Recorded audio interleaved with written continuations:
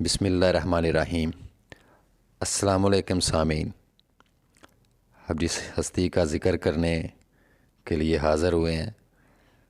ان کا اسم گرامی ہے حضرت رابعہ بصری رحمۃ اللہ علیہ۔ آپ پردہ نشینوں کی مخدومہ، خاصان خداوندی، سوختہ عشق، قرب الہی کی شیفتہ اور پاکیزگی میں مریم ثانی تھیں۔ اگر معترض یہ کہے کہ مردوں کے تذکرے میں عورت کا تذکرہ کیوں کیا جا رہا ہے، تو اس کا جواب یہ ہے کہ حضور نبی پاک صلی اللہ علیہ وسلم نے ارشاد فرمایا کہ اللہ تعالیٰ صورت کی بجائے قلب کو دیکھتا ہے، اسی لیے روز محشر تمام محاسبہ صورت کی بجائے نیت پر ہوگا۔ لہٰذا جو عورت ریاضت و عبادت میں مردوں کے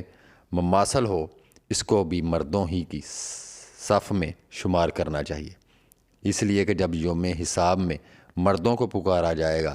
تو سب سے قبل حضرت مریم علیہ السلام آگے بڑھیں گی۔ دوسرا جواب یہ ہے کہ اگر رابعہ بصریہ حضرت خواجہ حسن بصری کی مجلس میں شرکت نہ کرتی تو شاید آپ کے تذکرے کی بھی ضرورت پیش نہ آتی۔ لہٰذا جن بزرگوں کے حالات بیان کیے گئے ہیں وہ بطور توحید کے بیان کیے گئے ہیں، جس میں من و تو کوئی فرق اور امتیاز باقی نہیں رہتا۔ اور بو علی نارمدی رحمۃ اللہ علیہ کے اس قول کے مطابق مرد و زن میں فرق کرنا بے سود ہے کہ نبوت عین عزت اور رفت ہے، اس میں چھوٹے بڑے کا کوئی امتیاز نہیں ہے، وہاں صرف اعمال دیکھے جاتے ہیں۔ اس طرح ولایت کے مراتب بھی ہیں جن میں مرد و زن کا امتیاز نہیں ہوتا، اور چونکہ رابعہ بصریہ با اعتبار ریاضت و معرفت ممتاز زمانہ تھی، اسی لیے تمام اہل اللہ کی نظر میں معتبر اور ذی عزت تصور کی جاتی تھی، اور آپ کے احوال اہل دل حضرات کے لیے برہان قاطع کا درجہ رکھتے ہیں۔ ولادت کی شب میں آپ کے والد کے یہاں نہ تو اتنا تیل تھا جس سے ناف کی مالش کی جاتی، اور نہ اتنا کپڑا تھا جس میں آپ کو لپیٹا جا سکتا، حتیٰ کہ بدحالی کا یہ عالم تھا کہ گھر میں چراغ تک نہ تھا۔ اور چونکہ آپ اپنی 3 بہنوں کے بعد پیدا ہوئیں، اسی مناسبت سے آپ کا نام رابعہ رکھا گیا۔ اور جب آپ کی والدہ نے آپ کے والد سے کہا کہ پڑوس میں سے تھوڑا سا تیل مانگ لاؤ تاکہ گھر میں کچھ روشنی ہو جائے، تو آپ نے شدید اصرار پر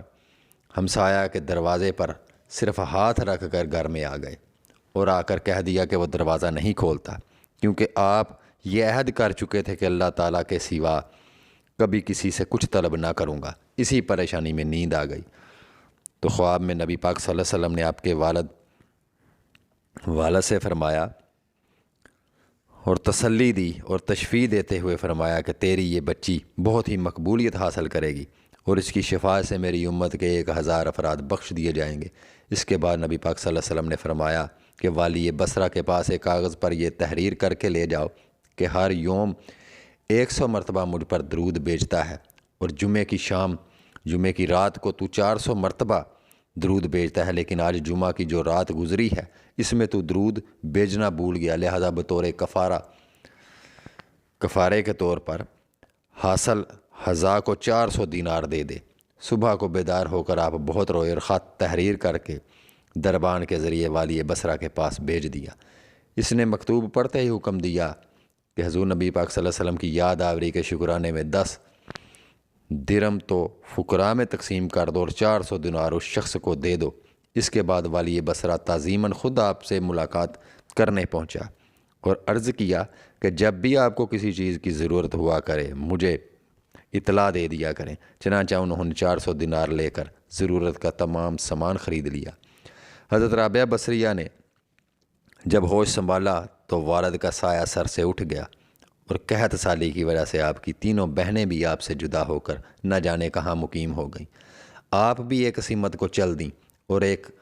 ظالم نے پکڑ کر زبردستی آپ کو اپنی کنیز بنا لیا، اور کچھ دنوں کے بعد بہت ہی قلیل سی رقم میں فروخت کر دیا، اور اس شخص نے اپنے گھر لا کر بے حد مشقت آمیز کام آپ سے لینے شروع کر دیے۔ ایک مرتبہ آپ کہیں جا رہی تھیں کہ کسی نامحرم کو اپنے سامنے دیکھ کر اتنے زور سے گریں کہ ہاتھ ٹوٹ گیا۔ اس وقت آپ نے سر بسجود ہو کر عرض کیا کہ یا اللہ، میں بے یارو مددگار پہلے ہی تھی اور ہاتھ بھی ٹوٹ چکا ہے، اس کے باوجود میں تیری رضا چاہتی ہوں۔ چنانچہ ندائے غیبی آئی کہ اے رابعہ غمگین نہ ہو، کل تجھے وہ مرتبہ حاصل ہوگا کہ مقرب ملائکہ بھی تجھ پر رشک کریں گے۔ یہ سن کر آپ خوشی خوشی اپنے مالک کے یہاں پہنچ گئیں، اور آپ کا یہ معمول رہا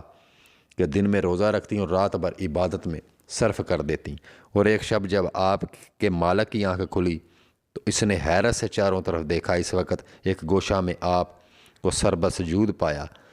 اور ایک معلق نور آپ کے سر پر فروزاں دیکھا، جبکہ آپ اللہ تعالیٰ سے یہ عرض کر رہی تھیں کہ اگر میرے بس میں ہوتا تو ہمہ وقت تیری عبادت میں گزار دیتی، لیکن چونکہ تو نے مجھے غیر کا محکوم بنا دیا ہے، اس لیے تیری بارگاہ میں دیر سے حاضر ہوتی ہوں۔ یہ سن کر آپ کا آقا بہت پریشان ہو گیا اور یہ عہد کر لیا کہ مجھے تو اپنی خدمت لینے کی بجائے الٹی ان کی خدمت کرنی چاہیے۔ چنانچہ صبح ہوتے ہی آپ کو آزاد کر کے استدعا کی کہ اگر آپ یہیں قیام فرمائیں تو میرے لیے باعث سعادت ہے، ویسے آپ اگر کہیں اور جانا چاہیں تو آپ کو اختیار ہے۔ یہ سن کر آپ حجرے سے باہر نکل آئیں اور ذکر و شغل میں مشغول ہو گئیں۔ آپ شب و روز میں 1000 رکعت نماز پڑھا کرتی تھیں اور گاہے گاہے حضرت خواجہ حسن بصری کے واعظ میں بھی شریک ہوتیں۔ ایک روایت یہ ہے کہ ابتدا میں آپ گاتی بجاتی تھی، بعد میں تائب ہو کر جنگل میں گوشہ نشین ہو گئی۔ پھر جس وقت سفر حج پر روانہ ہوئیں تو آپ کا ذاتی گدھا بہت نحیف تھا، اور جب آپ سامان لاد کر روانہ ہو چکیں تو وہ راستہ میں ہی مر گیا۔ یہ دیکھ کر اہل قافلہ نے عرض کیا کہ آپ کا سامان ہم لوگ اٹھا لیں گے، لیکن آپ نے فرمایا کہ میں نے تمہارے بھروسے پر سفر نہیں کیا تھا۔ یہ سن کر اہل قافلہ آپ کو تنہا وہیں چھوڑ کر آگے بڑھ گئے۔ اس وقت آپ نے بارگاہ الہی میں عرض کیا کہ ایک نادار و عاجز کے ساتھ کیا یہی سلوک کیا جاتا ہے کہ پہلے تو نے اپنے گھر کی جانب مدعو کیا، پھر راستے میں میرے گدھے کو مار ڈالا اور مجھ کو جنگل میں تنہا چھوڑ دیا گیا۔ ابھی آپ کا شکوہ ختم بھی نہ ہونے پایا تھا کہ گدھے میں جان آ گئی اور آپ اس پر سامان لاد کر عازم مکہ ہو گئیں۔ ایک راوی کا بیان ہے کہ عرصہ دراز کے بعد میں نے اس گدھے کو مکہ معظمہ کے بازار میں فروخت ہوتے بچشم خود دیکھا۔ اس سے معلوم ہوتا ہے کہ آپ کی برکت دعا سے اس کی عمر طویل ہوئی۔ جب آپ مکہ معظمہ پہنچی تو کچھ ایام بیابان میں مقیم رہ کر اللہ تعالیٰ سے التجا کی کہ میں اس لیے دل گرفتہ ہوئی کہ میری تخلیق تو خاک سے ہوئی ہے اور کعبہ پتھر سے تعمیر کیا گیا ہے، لہٰذا میں تجھ سے بلا واسطہ ملاقات کی متمنی ہوں۔ چنانچہ بلا واسطہ اللہ تعالیٰ نے مخاطب کر کے فرمایا کہ اے رابعہ، کیا نظام عالم کو درہم برہم کر کے تمام اہل عالم کا خون اپنی گردن پر لینا چاہتی ہے؟ اور کیا تجھے معلوم نہیں کہ جب موسیٰ علیہ السلام نے دیدار کی خواہش کی تو ہم نے اپنی تجلیات میں سے ایک چھوٹی سی تجلی کوہ طور پر ڈالی تو وہ پاش پاش ہو گیا۔ اس کے بعد جب آپ دوبارہ حج کو گئیں تو دیکھا کہ خانہ کعبہ خود آپ کے استقبال کے لیے چلا آ رہا ہے، اور آپ نے فرمایا کہ مجھے مکان کی حاجت نہیں بلکہ مکین کی ضرورت ہے، کیونکہ مجھے حسن کعبہ سے زیادہ جمال خداوندی کے دیدار کی تمنا ہے۔ حضرت ابراہیم بن ادم رحمۃ اللہ علیہ جب سفر حج پر روانہ ہوئے تو وہ ہر گام پر 2 رکعت نماز ادا کرتے ہوئے چلے اور مکمل 14 سال میں مکہ معظمہ پہنچے، اور دوران سفر یہ بھی کہتے جاتے کہ دوسرے لوگ تو قدموں سے چل کر پہنچتے ہیں لیکن میں سار اور آنکھوں کے بل پہنچوں گا۔ اور جب مکہ میں داخل ہوئے تو وہاں سے خانہ کعبہ غائب تھا۔ چنانچہ آپ اس تصور سے آبدیدہ ہو گئے کہ شاید میری بصارت زائل ہو چکی ہے، لیکن غیب سے ندا آئی کہ بصارت زائل نہیں ہوئی بلکہ کعبہ ایک ضیفہ کے استقبال کے لیے گیا ہوا ہے۔ یہ سن کر آپ کی نظر اٹھی تو دیکھا کہ سامنے سے حضرت رابعہ بصریہ رحمۃ اللہ علیہ لاٹھی کے سہارے چلی آ رہی ہیں اور کعبہ پہنچ چکا ہے اپنی جگہ پر۔ اور آپ نے حضرت رابعہ بصری سے سوال کیا کہ تم نے نظام عالم کو کیوں درم برم کر رکھا ہے؟ جواب ملا کہ میں نے تو نہیں، البتہ تم نے ایک ہنگامہ کھڑا کر رکھا ہے جو 14 برس میں کعبہ تک پہنچے ہو۔ حضرت ابراہیم بن ادم نے کہا کہ میں ہر گام پر 2 رکعت نفل پڑھتا ہوا آیا ہوں، جس کی وجہ سے اتنی تاخیر سے پہنچا۔ رابعہ نے فرمایا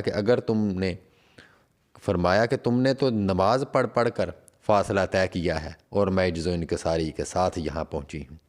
تم ناز میں آ رہے تھے اور میں نیاز میں آ رہی تھی۔ پھر ادائیگی حج کے بعد اللہ تعالیٰ سے رو کر عرض کیا کہ تو نے حج پر بھی اجر کا وعدہ فرمایا ہے اور مصیبت پر صبر کرنے پر بھی، لہٰذا اگر تو میرا حج قبول نہیں فرماتا تو پھر مصیبت پر صبر کرنے کا ہی اجر عطا کر دے، کیونکہ حج کی عدم قبولیت سے بڑھ کر اور کون سی مصیبت ہو سکتی ہے۔ وہاں سے بصرہ واپس ہو کر عبادت میں پھر مشغول ہو گئی، اور جب دوسرے سال حج کا زمانہ آیا تو فرمایا کہ گزشتہ سال تو کعبہ نے میرا استقبال کیا تھا، اور اس سال میں اس کا استقبال کروں گی۔ چنانچہ شیخ فارمدی رحمۃ اللہ علیہ کے قول کے مطابق ایام حج کے موقع پر آپ نے جنگل میں جا کر کروٹ کے بال لڑکنا شروع کر دیا، اور مکمل 7 سال کے عرصہ میں عرفات پہنچی، اور وہاں یہ غیبی آواز سن کر کے اس طلب میں کیا رکھا ہے، اگر تو چاہے تو ہم اپنی تجلی سے بھی نواز سکتے ہیں۔ آپ نے عرض کیا کہ مجھ میں اتنی قوت و سخت کہاں، البتہ رتبہ فقر کی متمنی ہوں۔ ارشاد ہوا، فقر ہمارے قہر کے مترادف ہے، جس کو ہم نے صرف ان لوگوں کے لیے مخصوص کر دیا ہے جو ہماری بارگاہ سے اس طرح متصل ہو جاتے ہیں کہ سر منہ فرق باقی نہیں رہتا، پھر ہم انہیں لذت وصال سے محروم کر کے آتش فراق میں جھونک دیتے ہیں، لیکن اس کے باوجود ان پر کسی قسم کا حزن و ملال نہیں ہوتا، بلکہ حصول قرب کے لیے سرگرم عمل ہو جاتے ہیں۔ مگر تو ابھی دنیا کے 70 پردوں میں ہے، اور جب تک ان پردوں سے باہر آ کر ہماری راہ میں گامزن نہ ہوگی، اس وقت تک تجھے فقر کا نام بھی نہ لینا چاہیے۔ پھر ارشاد ہوا کہ ادھر دیکھ، اور جب حضرت رابعہ بصری نے نگاہ اٹھا کر آسمان کی طرف دیکھا تو لہو کا ایک بحر بے کرا ہوا میں معلق نظر آیا، اور ندا آئی کہ ہمارے ان اشاک کی چشمے خنچ کلاں کا دریا ہے جو ہماری طلب میں چلے، اور پہلی ہی منزل میں اس طرح پا شکستہ ہو کر رہ گئے کہ ان کا کہیں سراغ نہیں ملتا۔ حضرت رابعہ بصری نے عرض کیا کہ ان اشاک کی ایک صفت کا مجھے بھی مظاہرہ کروا دے، مگر یہ کہتے ہی انہیں نسوانی معذوری، یعنی عورتوں کے جو مخصوص ایام ہوتے ہیں،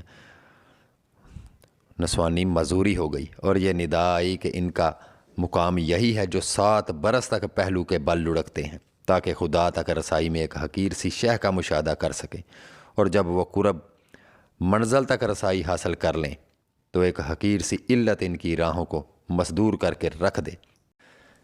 پھر رابعہ بصری نے عرض کیا کہ اگر تیری مرضی مجھے اپنے گھر میں رکھنے کی نہیں ہے تو پھر مجھے بصرہ میں ہی سکونت کی اجازت عطا کر دے، کیونکہ میں تیرے گھر میں رہنے کی اہل نہیں ہوں، اور یہاں آمد سے قبل صرف تمنا دیدار میں زندگی بسر کرتی رہی، جس کی مجھے اتنی بڑی سزا دی گئی ہے۔ یہ عرض کر کے بصرہ واپس پہنچ گئیں، اور تاحیات گوشہ نشیں ہو کر مصروف عبادت رہیں۔ 2 بھوکے افراد حضرت رابعہ بصری کے یہاں بغرض ملاقات حاضر ہوئے اور باہمی گفتگو کرنے لگے کہ اگر رابعہ اس وقت کھانا پیش کر دیں تو بہت اچھا ہو، کیونکہ ان کے یہاں رزق حلال میسر آ جائے گا، اور آپ کے یہاں اس وقت صرف 2 ہی روٹیاں تھیں۔ وہی ان کے سامنے رکھ دیں۔ دریں اثنا کسی سائل نے سوال کیا تو آپ نے وہ دونوں روٹیاں ان مہمانوں کے آگے سے اٹھا کر اس سائل کو دے دی۔ یہ دیکھ کر وہ حیرت زدہ رہ گئے، لیکن کچھ ہی وقفہ کے بعد ایک کنیز بہت سی گرم روٹیاں لیے ہوئے حاضر ہوئی اور عرض کیا کہ یہ میری مالکہ نے بھجوائی ہیں، اور جب آپ نے ان روٹیوں کا شمار کیا تو وہ تعداد میں 18 تھیں۔ یہ دیکھ کر کنیز سے فرمایا کہ شاید تجھے غلط فہمی ہو گئی ہے کہ یہ روٹیاں میرے لیے ہیں، حالانکہ یہ میرے لیے نہیں ہیں بلکہ کسی اور کے لیے ہوں گی۔ یہ کہہ کر واپس بھیج دی، لیکن کنیز نے